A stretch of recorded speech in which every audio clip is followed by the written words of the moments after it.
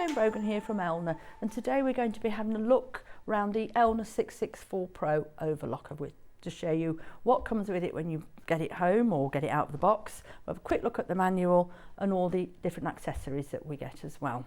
So the manual, it's a nice straightforward manual, very easy to understand. Quick flick through. When you get your machine, it's worth just to have a quick look through this. It tells you everything that comes with it, and you've got all the instructions of threading it, how to set the stitch length, what the differential feed does and how it works, everything else. So just take your time and have a quick look through, and all the different stitches are explained as well in here. You also, I'm going to have a quick look at the accessories for us. So we've also got here, We've got the spool cap covers, which stand on the top, here on top of the spools. We've got the spanner and a spare blade, which comes with the machine, which is really handy. I've never broken an overlocker blade, but if you ever do, or if you need to change it, it's very easy to do. We've also got needles. They're a specific needle, and it will tell you in the machine which needles to use. Oil, tweezers, a little threader, cleaning brush, and 2 screwdrivers. The smaller screwdriver is for when we take the needles out and reinsert them. Make sure that if you're taking a needle out as well, that you always tighten up the little grub screw, because if you lose it, if you can find it again, it's very difficult to put it back into the machine. And we've also got some thread nets here. So if you've got a thread that's quite tricky or slippy, just pop the thread net over it and it will stop it sliding down the spool. I'm going to pop these to one side now, and we're going to have a quick look around the machine.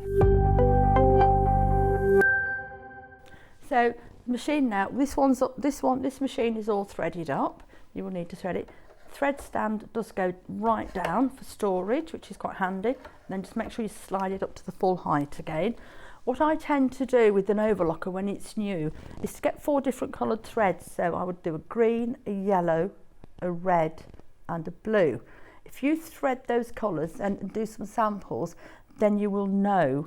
If you need to alter the tensions, you will know which tension dial you need to alter, and it just makes you quite happy to play with the different tensions. We've also got here the little waste tray, so that will catch as it trims. We can take that off, pop that there for now. We've also got here the front of the machine opens on the front on both sides, so it's really easy to clean out. You've also got storage under here. In the book it will show you, pop this up, it lifts up and it will show you, and all the extra pieces that come with it will actually have got a little home in here somewhere, so we can just tuck everything away so they're quite safe and you won't lose them. And pop that down again now. So the lovely thing with this machine, which I really like about it, is it's got an easy thread looper. Most of us are terrified of threading overlockers.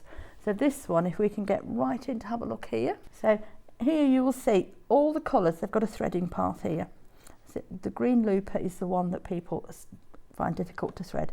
So here, I'm just going to pop it across.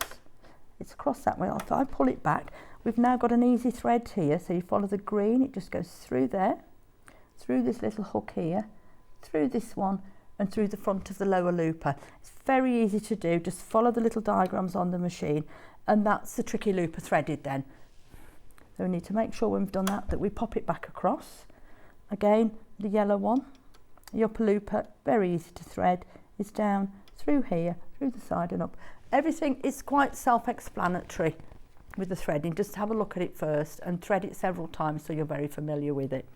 Again, always thread your loopers from right to left. So if that one snaps, make sure that you take them both out and thread them both, but thread the lower looper then the upper looper so the threads are lying in the correct place to start sewing again. So I'm going to pop this front up now, out of the way. We've done that. A really lovely feature on this machine as well is here. We've got a little dial, and it takes us through all the different stitches that we can do with the machine. So you can do a 2, a 3 and a 4 thread with it. So number 1 is telling me here is a safety 4 thread. It's quite a standard one, but it gives me a rough setting for all the tension dials on here, where your differential feed should be and your stitch length. All the information is in that little window, and it's really easy to access. And there, so whichever one we go to. So So on number 2, again, it will tell you everything you need to know on there. You can just go through. It does explain it in the book as well, but that's a really nice quick reference for you. The other thing with the machines, all the overlockers have got a differential feed, which means that the 2 feeds, they've got 2 feeds and they will work independently of each other. So if you've got a really stretchy fabric or a very fine fabric and you find it's pulling it or it's gathering it up, then use your differential feed. So I'm going to turn it around, which is here. 1 is the standard setting, but then you can alter it round.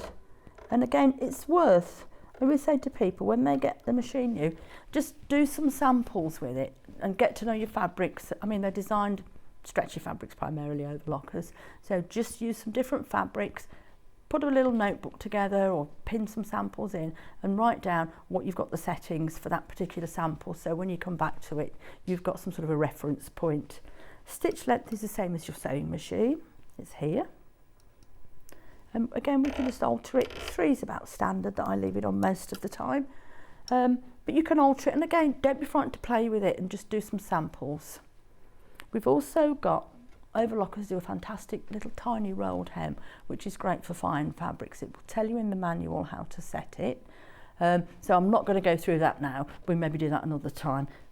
So again, very straightforward, nice overlocker. Just don't be frightened to play with it and do some sampling with all your different fabrics.